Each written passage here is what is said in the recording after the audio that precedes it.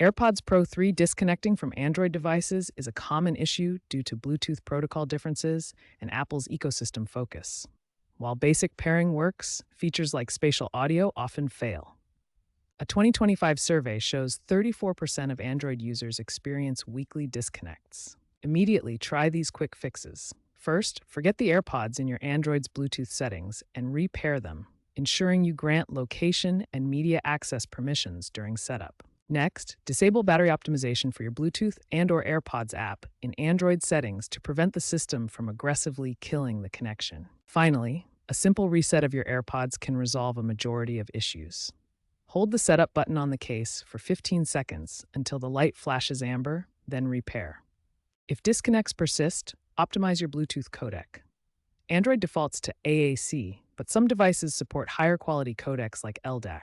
Use a Bluetooth Audio Analyzer app to switch to LDAC if available, as it can improve stability and audio quality, potentially reducing dropouts. Battery management is also crucial. Android's aggressive battery optimization can cause disconnects. Keep your AirPods Pro 3 charged between 20 to 80% to preserve battery health and avoid extreme temperatures.